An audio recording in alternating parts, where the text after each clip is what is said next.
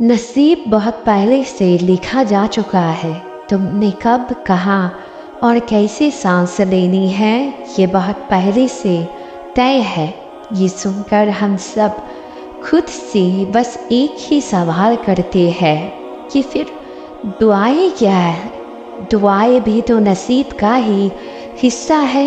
दुआएं भी नसीब की तरह पहले से ही तय है। अगर तुम अभी कुछ मांग रहे हो तो इसका मतलब ये नहीं कि ये मांगना बेवजह है। ये बहुत पहले से ही तय था कि तुम्हें मांगने से मिलेगा। अल्लाह ने तुम्हें तौफीक दी है, तभी तुम उसके सामने हाथ उठाए खड़े हो। सूरह फीर की आयत 60 में रब फरमाते हैं, और जब उसके हुक्म से खड़े हो तो वो कैसे राजी नहीं होगा। वो तो बहुत पहले से ही राजी हो चुका है। तब से जब तुम्हारा दिल में रद्द हो जाने का ख्याल आया था और उस ख्याल को तुमने उस गुमान पे तरजीह दी कि ख्वाब दिखाने वाला ही उन्हें हकीकत कर दिखाने वाला है, और तुम नहीं जानते कि नसीब के किस पन्ने पे कबूलियत के लफ्ज़ छुपा है। तुम्हारा काम सिर्फ कोशिश करना है, देने का वक्त वो तय करता है। तो फिर तुम वो करते रहो जो तुम्हारे जिम्मे है, और वो तो अपनी ड्यूटी बड़ी जिम्मेदारी से निभाने वाला है। अल्लाह जब तुम्हारे लिए मौत ज़ाय करेगा तब तुम सिर्फ अल्लाह का शुक्र करोगे और तुम खुश हो जाओगे, क्योंकि तुमने उम्मीद नहीं छोड़ी और तुम अल्लाह से मांगते रहो, और अल्लाह ने तुम्हारे सब्र के बदले तुम्हारी दुआओं को कबूल कर दिया। इसलिए हमेशा दुआ मांगते रहो, क्या पता कबूलियत की घड़ी बहुत पास हो। यूँ मायूस बैठे रहने से क्या होगा, मौज़ा तो अल्लाह की रूबरू खड़े होने से होगा। यकीन का दावा करते हो तो यकीन रखो भी। ये सोच कर क्यों घबराते हो कि आगे क्या होगा। जानते हो क्यों ये बेचैनी तुम्हें सताती है? तुम जल्दबाज हो, तुम्हारी जल्दबाजी तुम्हें थकाती है। तुम हर बार नाफरमानी करते हो अल्लाह के फैसलों की, मगर आखिर में उसी की मोहब्बत हर बार तुम्हें तुम्हारी मोहब्बत से बचाती है। लेकिन तुम्हें हर हिफाजत सजा ही नजर आती है।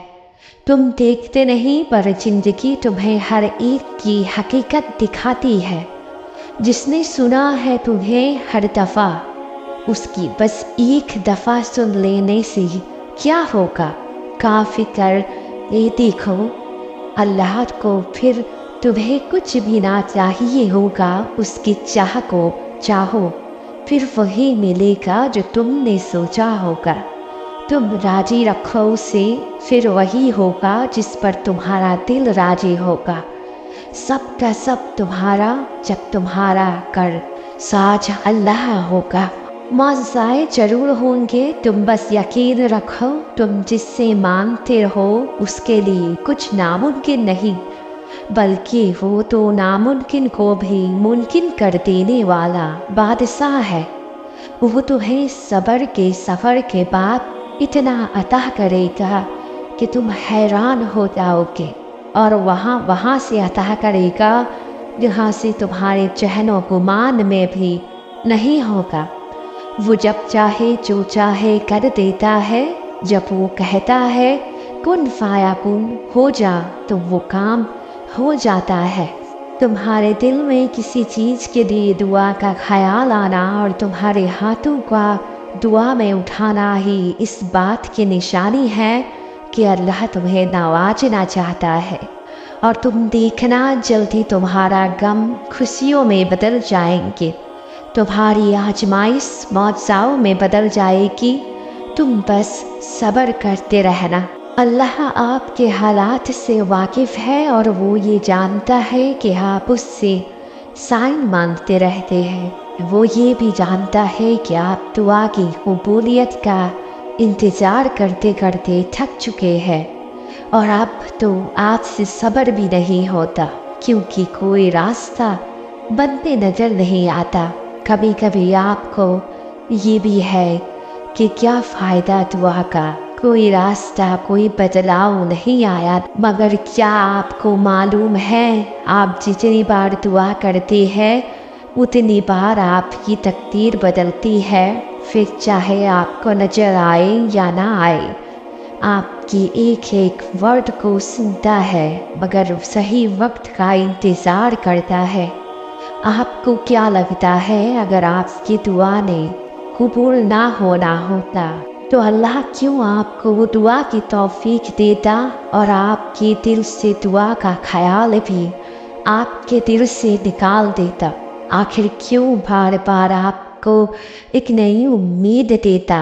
वो इसलिए क्योंकि अल्लाह खुद चाहता है आपसे दुआ करवाना, क्योंकि वो आपको नवाजना चाहता है और इसमें कोई शक नहीं है। बस बात ये है कि अभी सही वक्त नहीं है।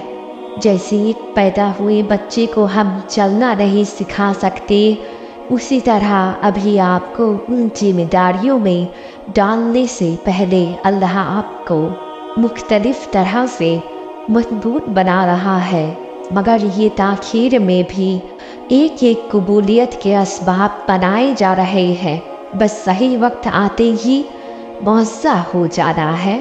जब बंदा बहुत परेशान हो जाता है तो इसको तसल्ली दी गई है, इन्ना मअल उसरी युसरा, बेशक हर तंगी के बाद आसानी है। अल्लाह रब्बुल इज़्ज़त के सामने ऐसे गिड़गिड़ा कर मांगो कि अल्लाह पाक आपके आंसू को देखकर फौरन अता कर दे।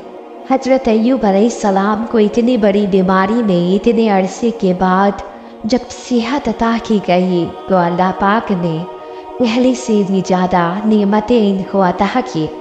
हालांकि वो सब जो पहले था वो तो तबाह हो चुका था, लेकिन हजरत अय्यूब अलैहिस्सलाम अपने रब की तरफ ही शुक्रगुजारी करते रहे और मांगते रहे, तो अल्लाह पाक ने भी फिर हर तरह की नेमतें अता फरमा दी। हमने भी हर हाल में असबाब को इख्तियार करते हुए सिर्फ अल्लाह पाक की रहमत की तरफ तवज्जो करनी है। इंशाअल्लाह अल्लाह पाक सबका काम बनाएगा।